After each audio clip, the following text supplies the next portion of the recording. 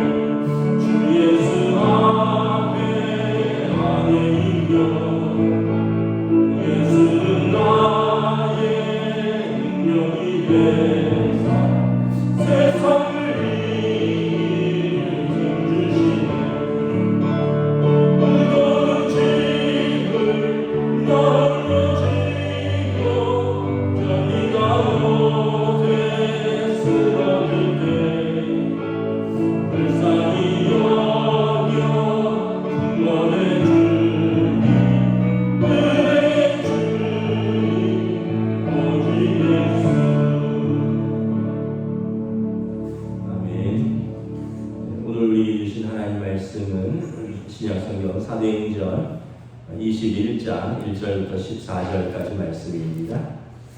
신약성경 사도행전 21장 1절부터 14절까지 말씀입니다.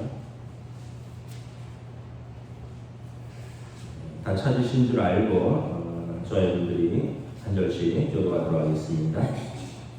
사도행전 21장 1절부터 14절입니다. 우리가 그들을 작별하고 배를 타고 바로 고스로 가서 이튿날 로도에 이르러 거기서부터 바다라로 가서 배를 타고 가다가 구브로를 바라보고 이를 왼편에 두고 수리하러 항해하여 두로에 상륙하니 거기서 배의 짐을 풀려 함이러라. 들려들을 찾아 거기서 이레를 머물더니 그 제자들이 성령의 감동으로 바울더러 예루살렘에 들어가지 말라 하더라.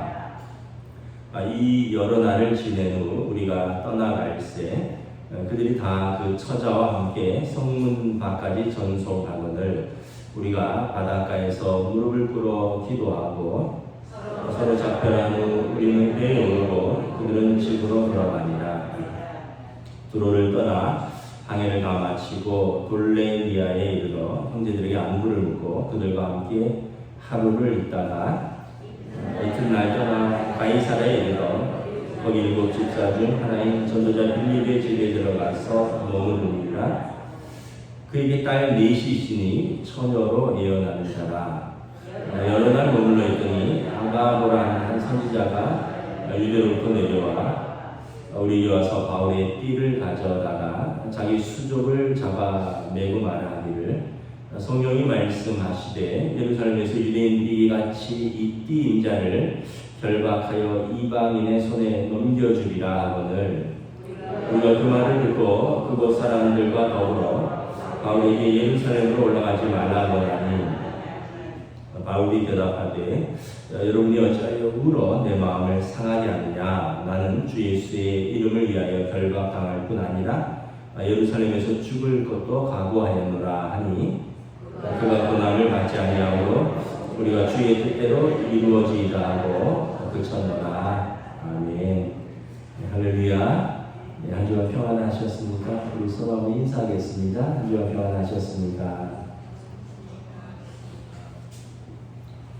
예, 이제 태풍은 이제 지나간 것 같아요. 태풍은 지나가고 이제 또 무더위가 시작될 것 같은데 우리가 사도행전 21장을 이제 쭉 보면 이제 바울 사도의 3차 전도 여행의 마무리입니다. 20장에서 이제 바울 사도가 이제 유럽이죠. 그리스 쪽의 교회들을 돌아보고 빌립보, 데살로니가, 베레아, 고린도 교회를 쭉 돌아보고 다시 이제 배를 타고 밀레노로 와서 그곳에서 에베소 교회의 장로들과 눈물에 또 이렇게 이제 헤어짐을 가진 후에 이제 배를 타고 오늘 1절부터 쭉 7절에 보면 밀레도에서 고스로, 고스에서 로도로, 로도에서 베니게로, 두로로, 돌레미아로, 돌레미아에서 육로로, 가이사라, 예루살렘 이런 식으로 해서 이제 그리스 쪽에서부터 배를 타고 터키 서남부 해안으로 와서 배를 타고 이제 지금 이제 리비아 있는 리비아가 아니라 레바논 쪽으로 도착해서 육로로 해서 예루살렘으로 내려오는 그런 경로입니다. 우리가 이렇게 쭉 보면 낯선 이름들도 나오고 그런데 우리가 참 여기서 두 가지를 좀 주목해 보아야 되는데 곳곳에 주님의 제자들이 있다는 거죠. 3절에 보면 두로에 상륙했는데 거기서 보면 4절에 제자들을 찾아 거기서 이레를 머뭅니다. 또 7절에 보면 두로에서 떠나 돌레미아에 이르렀는데 거기에서도 형제들이 있습니다. 그리고 그곳에서 그들의 안부를 묻고 그들과 하루를 지냅니다. 그리고 가이사라에 도착을 하니까 가이사라는 초대교회 7 집사님 중에 한 분인 빌립 집사님이 이제 사마리아 전도하고 에디오피아 내시를 전도했던 그 빌립 집사님이 거기에 정착해 있고 이제 그 딸들도 그곳에서 예언하는 자라. 그래서 그의 또 집에 머물고 그러니까 우리가 보면 곳곳에 주님의 제자들이 있다라는 것입니다. 또 이 제자들이 어떤 제자들이냐 하면 5절에 보면 바울 사도가 두로에서 이렇게 떠날 때 그들이 4절에 보면 성령의 감동으로 바울더러 예루살렘에 들어가지 말라라고 권합니다. 그들이 기도했더니 예루살렘에서 바울을 향한 핍박과 환난이 기다린다라는 것입니다.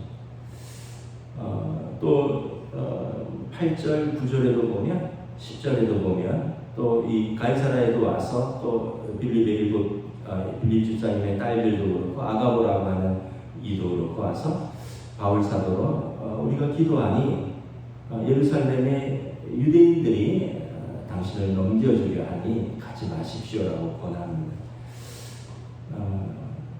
또 5절에 보면 이 두로에서 이제 일주일 있다가 작별을 하는데 그곳에서 이제 그들이 그 남자들뿐만 아니라 5절에 보면 처자와 함께 성문 밖까지 나와서 전송하고 바닷가에서 헤어질 때 무릎을 꿇어 함께 다 기도하고 헤어집니다. 영어 성경에 보니까 including wives and children 이렇게 되어 있습니다. 그러니까 예수 믿는 이들의 온 가족들이 다 나와서 바닷가에서 무릎을 꿇고 기도하고 바울 사도를 숭배하는 겁니다. 그러니까 우리가 이걸 보면서 참 곳곳에 이름 모를 제자들이 있지만 이들이 또 다 기도하는 이들이고 거룩한 성도들이다라는 것입니다. 에베소 교회에서 3년을 심혈을 기울여서 전도하고 도란노에서 제자 양육을 했죠. 그리고 밀레도에서 에베소 교회 장로들을 불러서 고별 설교를 하고 그들을 작별할 때 밀레도 교회 장로들이 이렇게 눈물에 이제 순결을 했는데 오늘 보면 이 두로에서도 그들이 처자들과 함께 나와서 이렇게 눈물의 순결을 합니다. 그러니까 심혈을 기울여서 전도하고 양육한 에베소 교회나 또 잠깐 들러서 교회를 전도하고 교회를 개척한 두로의 교회나 어디서나 우리는 모두 그리스도의 영적인 가족이라는 거죠. 바울 사도가 곳곳에서 많은 박해를 받았기도 했지만 그래도 또 큰 위로와 힘이 되는 것은 이런 곳곳에 있는 예수님의 신실한 제자들과 또 바울 사도를 사랑하고 존경하는 그들이 또 그 사역에 큰 힘이 되었을 것으로 보입니다. 우리가 이걸 보면서 하나님께서 이 제자들을 기억하신다라는 거죠. 우리가 아는 예루살렘 같은 큰 교회들 또 시리아 안디옥 교회 같은 이방인의 첫 번째 교회 같은 그런 큰 교회들 고린도나 에베소나 이런 큰 교회들뿐만 아니라 이렇게 이름 없는 곳곳에서 하나님을 섬기는 제자들이 있고 그리고 그곳에서 교회를 모이고 섬기는 성도들을 하나님 다 기억하신다. 그래서 여러분 또 큰 용기를 얻으시기를 축복합니다. 우리가 대한민국에 세계에서 제일 큰 교회들이 대한민국에 다 있습니다. 각 교단들 중에서 가장 큰 교회들은 우리나라에 다 있어요. 우리나라 사람들이 참 열심인 것 같아요.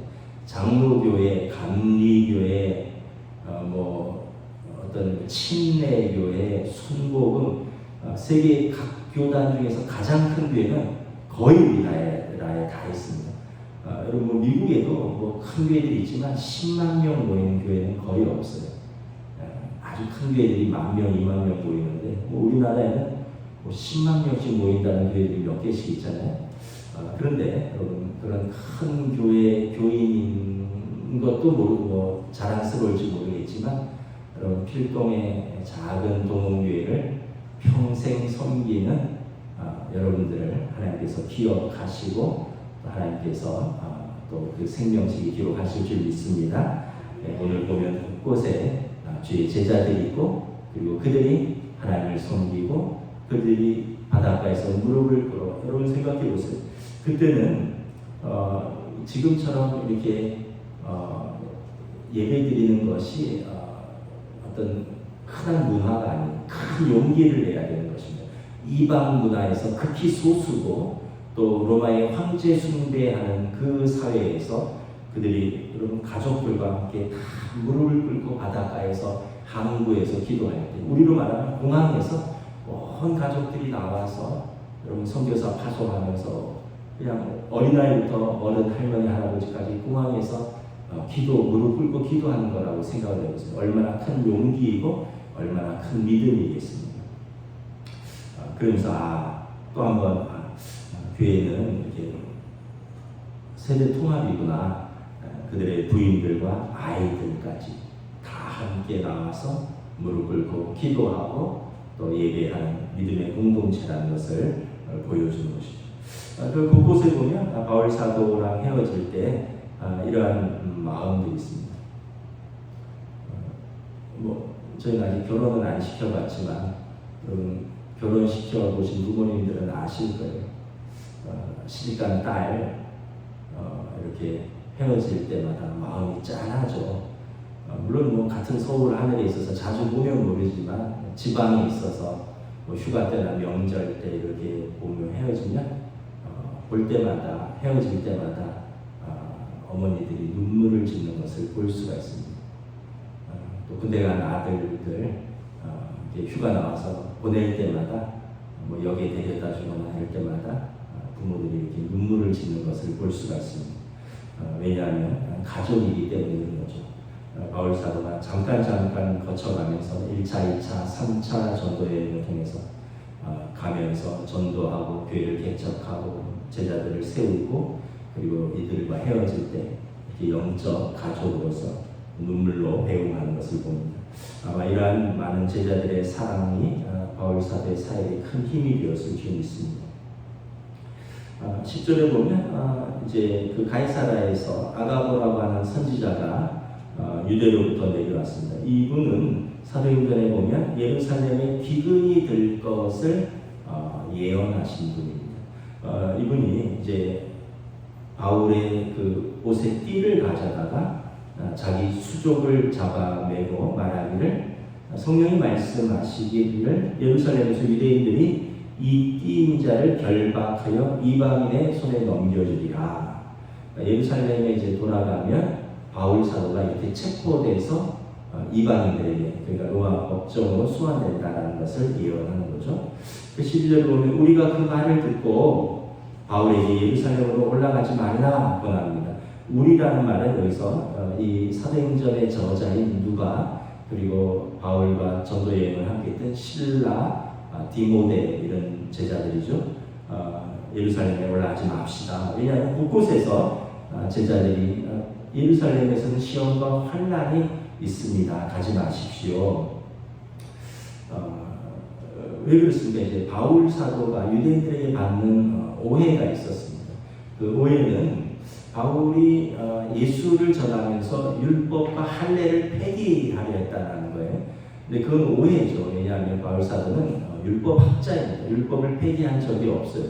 유대인들에게는 너희들은 할례 받아라. 너희들은 율법 지켜라. 근데 이방인들은 굳이 유대인처럼 될 필요 없다. 이방인들은 이방인들대로 예수님을 믿고 그 은혜로 구원을 얻는 것이다. 유대인들은 할례와 율법을 받았으니까 그것을 받고 예수를 믿어도 되는데 이방인들이 굳이 유대인처럼 할례를 받고 어떤 율법을 지킨다는 것은 그것은 예수님의 십자가의 은혜를 어떤 행위로 되돌리려는 것이다. 그래서 이방인들에게 하지 말라 안 해도 된다. 그리고 이것은 예루살렘 공의회의 결정입니다. 이방인 제자들에게 유대인들이 우리와 우리 조상들도 능히 매지 못하던 멍에를 매지 말게 하자. 그래서 그들에게 이렇게 하지 않기로 교회가 결정한 것인데 그래도 끊임없이 유대인들은 바울 사도가 다른 복음을 전한다. 예수 외에 율법과 할례도 지켜야 되는데 이것을 폐기하려 했다라는 그러한 이제 오해를 해서 바울을 오기만 하면 잡으려고 하는 거죠. 그래서 12절에 그 제자들이 바울에게 가지 말라라고 권하는데 바울 사도가 13절에 이렇게 대답합니다. 바울이 대답하되 여러분이 어찌하여 울어 내 마음을 상하게 하느냐. 나는 주 예수의 이름을 위하여 결박당할 뿐 아니라 예루살렘에서 죽을 것도 각오하였느니라 하고 고난을 받지 아니하고자 우리가 주의 뜻대로 이루어지이다고 그쳤노라. 자, 우리 뜻이 있습니다. 우리 뜻이 있는데 우리 뜻보다 더 큰 것은 하나님의 뜻입니다. 하나님의 뜻이 이루어지이다라고 순종을 하는 것이 예수 믿는 사람들의 신앙의 모습이라는 것을 볼 수 있습니다. 바울 사도도 아마 기도했을 거예요. 기도하면서 내가 예루살렘에 가서 체포되면 어떻게 할까. 근데 바울 사도의 마음속에 여러 번 말씀드렸지만 내가 로마에 가야 하리라, 서바나에까지 가야 하리라. 그래서 거기서 체포돼서 로마 법정에 가더라도 나는 가서 예루살렘에 그 아시아의 교회를 모아준 구제 헌금을 전하고 내가 로마로 가서 복음을 전하여 하리라. 그리고 죽으면 죽으리이다. 이제 일사각오의 자세로 가는 것이죠. 그 초대교회의 이제 교부들 중에 교부들은 예수님의 12제자들의 직제자들입니다.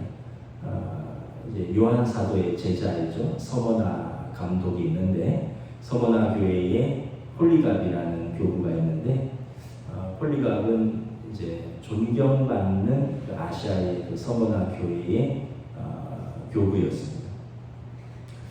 그런데 이제 그때는 이제 로마 황제 시대죠. 그래서 황제를 주라 부르는 그 시대에서 예수를 주라 부르고 황제는 신이 아니다. 주는 퀴리어스는 나의 구원자시오. 이런 뜻이거든요. 근데 황제가 어떻게 우리의 주가 될 수 있느냐? 가이사르가 우리의 그 퀴리어스 주가 아니다. 나사렛 예수가 살아계신 주요 우리 구원자 되신다. 이걸 고백하는 사람들이 초대교회 성도들이죠. 그래서 로마 교회 그 로마에서 종교에 대해서 조금 관대했는데 이제 그 교회를 좀 본보기로 삼으려고 로마 행정관이 서머나 교회의 폴리갑 이제 감독을 화형대에 세웠습니다. 그런데 이제 폴리갑이 이제 예수를 주가 아니라 예수를 주라 해도 된다 그랬어요. 황제를 주라고 인정만 해라.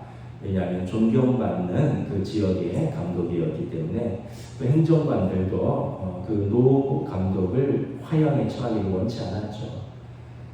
그러다가 이제 마지막까지도 설득을 했는데도 안 되니까 귀에 대고 작은 소리로 속삭였습니다. 감독님, 행정관인 내 귀에다가 조그만 소리로 황제도 주다라고만 속삭여 주십시오. 체면이 있으니까 사람들 앞에서 크게 하기는 어렵겠지만 그냥 내가 로마에 보고를 해야 되니까 조그만 소리로 황제도 주다. 그래서 내가 그걸 보고할 근거만 있게 해달라. 그러면 당신을 놓아드리겠습니다. 그랬더니 이렇게 고백을 했습니다. 내가 86세를 살면서 예수 그리스도의 종으로 살았는데 예수께서 나를 평생을 사랑하시고 부인하지 않았는데 내가 이 나이에 예수를 부인하는 것이 말이 되겠느냐. 그러면서 이제 그 86세의 그 노인이 화형대에서 순교하게 됩니다. 그 보면 참 우리 그 교회의 역사 속에서 이렇게 믿음을 지키고 일사각오의 자세로 일편단심으로 믿음을 지킨 많은 분들이 있어서 오늘 우리에게까지 이렇게 믿음이 전해오는 거죠. 그러고 보면 참 그리스도를 사랑한다는 것 그리고 교회를 섬기는 사명을 받았다는 것이 그분들에게는 생명을 던져서 감당하는 것이구나. 참 우리들은 또 우리들은 우리 나름대로 사랑하고 또 사명으로 섬기는데 너무 부끄럽구나 이런 생각을 합니다. 무슨 일만 있으면 시험 들었다 그러고 무슨 일만 있으면 이제 안 믿는다 그러고 살아계시냐 그러고 근데 이분들은 그냥 내가 주 예수를 위하여 결박당하고 죽을 것도 각오하고 86세를 살면서 예수께서 나를 부인하신 적이 없는데 내가 마지막에 예수를 부인해서 무엇하겠느냐라는 그분들의 고백을 들어봅니다. 제가 중고등학교 때 태백에서 부친이 목회를 하셔서 그곳에서 살았어요. 1년에 한 번씩 그 탄광의 어린 아이들이 아버지 직장에 견학을 합니다. 그러면 아이들하고 때로는 가족들이 이 탄광에 막장까지 내려가는 경우도 있고요. 그냥 시설을 둘러보는 거죠. 그런데 그때는 그 탄광 산업이 한참이었죠. 70년대 후반, 80년대 초에 그때 강원 산업이라든가 여러 가지 이제 그 탄광 산업이 그 화랑에 있었는데 1년에 한두 차례 꼭 막장이 무너집니다. 나무를 세우고 안에서 발파를 하고 그리고 이제 나무를 세워가면서 막장이가 막혀 있다는 거죠. 곡괭이로 하고 또 그 칸을 실어서 올리고 이러는데 이 집안이 좀 약한 곳이라든가 아니면 발파를 하면서 잘못하거나 이러면 갱도가 무너져요. 저희 교회 안수 집사님도 갈비뼈가 거의 다 부러지는 겨우 구출된 적도 있고 또 주변에 그 위에 마을이 돌고지라는 마을인데 거기 이제 관사들이 쫙 있어요. 1년에 한두 명씩은 아버지를 잃습니다. 그 아이들이 탄광에서. 그 탄광에 가면 어린 마음에 그때 중학생 때였는데 어린 마음에 여기를 그 옷 자체가 시커멓죠. 얼굴도 여기를 도시락을 2개씩 싸서 들어가는 그 아버지들을 보면 마음이 아주 짠해요. 그리고 그렇게 무너지면 그 다음에 또 들어갑니다. 다른 동료들. 그 3개조 2교대인가 4개조 3교대가에서 가불병에서 한 조가 쉬고 거의 24시간 내내 탄광이 운영된다고 해도 과언이 아니고 그런 걸 보면 참 우리 삶은 무엇인가 이런 생각을 합니다. 이렇게 사명을 감당한다는 것. 그 아버지들이 어제 무너졌는데 오늘 구조가 끝나고 정리가 되면 또 거기를 들어가는 거예요. 가족을 부양한다는 것, 또 삶을 살아간다는 것. 이것이 그렇게 큰 무게가 있구나. 지금 또 이런 생각들을 해봅니다. 우리 각자는 모두 사명이 있고 모두 삶의 무게를 가지고 있습니다. 피할 수 있기도 하겠지만 때로는 피할 수 없고 또 마땅히 그것을 짊어져야 되는 길일 때도 있습니다. 그런데 이것이 사명인 것 같습니다.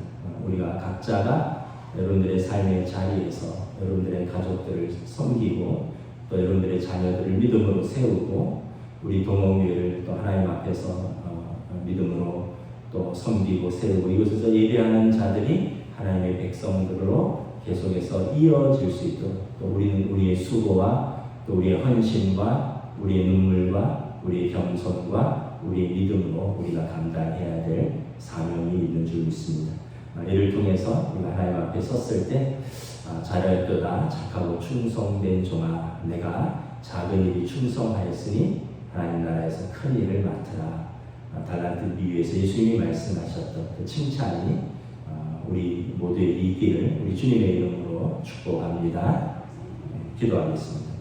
우리 이 시간 함께 기도하겠습니다. 바울 사도의 삶은 예수님을 만나고 나서 끊임없는 수고와 고난이었습니다. 그런데 그것을 영광스러운 사명으로 받아들였습니다. 오늘도 내가 주 예수 이름을 위하여 결박당할 뿐 아니라 예루살렘에서 죽을 것도 각오하였느니라. 그리고 모든 성도들의 기도와 또 이렇게 사랑 속에 예루살렘으로 갑니다. 우리의 기도, 우리의 헌신, 우리의 섬김, 우리의 사명을 통하여 우리의 가정이 세워지고 하나님의 교회가 세워지기를 원합니다. 우리 함께 기도하며 나갑니다. 하나님들을 감사합니다.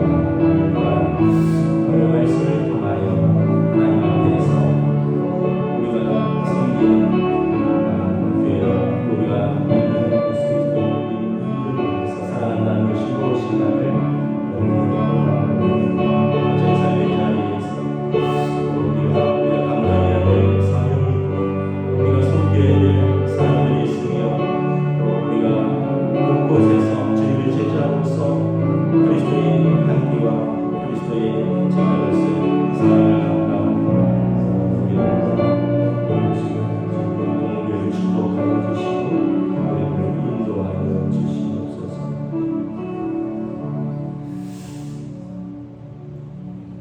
바울 사도가 20여 년간 예수님을 만나고 1차, 2차, 3차 전도 여행을 통하여 수많은 아시아와 또 유럽의 교회들을 세우고 그곳에 제자들을, 하나님의 제자들을, 자녀들을 세우는 것을 바라봅니다. 때로는 교회 이름도 낯설고 지역도 낯설고 또 들어본 이름도 있고 처음 듣는 이름도 있습니다. 그러나 유명한 교회, 무명한 교회, 유명한 성도, 무명한 성도 모두 할 것 없이 하나님 앞에서 다 그 믿음을 고백한 영적인 가족이요 또 거룩한 하나님의 백성인 것을 바라봅니다.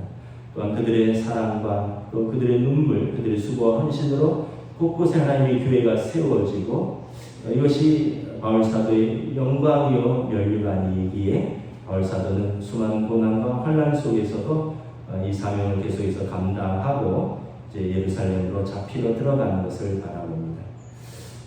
히브리서 13장 말씀처럼 예수께서 자기 피로써 백성을 거룩하게 하려고 성문 밖에서 고난을 받으셨은즉 우리도 그의 치욕을 짊어지고 영문 밖으로 나아가자라는 말씀처럼 예수님께서 우리를 위하여 십자가를 짊어지고 예루살렘 밖 골고다로 걸어가셨듯이 우리 또한 우리 삶에서 마땅히 져야 되는 십자가가 있다면 이것을 지고 영문 밖으로 걸어나가 주님의 고난에 동참하며 우리의 사명을 감당할 수 있도록 그리하여 우리에게 주신 교회와 우리에게 주신 가정과 우리에게 주신 성도들과 우리에게 주신 가족들을 믿음으로 세우고 사랑으로 사랑하며 섬기는 우리의 사명을 충성되이 감당할 수 있도록 우리 주님께서 마지막 때에 자라에도다 충성되고 착하고 충성된 종아 칭찬받는 귀한 우리들의 모습으로 인도하여 주시옵소서. 감사를 드리오며 우리 주 예수 그리스도의 이름으로 기도드리옵나이다. 아멘. 하늘에 계신 우리 아버지의 이름을 거룩하게 하시며 아버지의 나라가 오게 하시며 아버지의 뜻이 하늘에서와 같이 땅에서도 이루어지게 하소서. 오늘 우리 일용할 양식을 주시고 우리가 우리에게 잘못한 사람을 용서하여 준 것 같이 우리 죄를 용서하여 주시고 우리를 시험에 빠지지 않게 하시고 악에서 구하소서. 나라와 권능과 영광이 영원히 아버지의 것입니다. 아멘.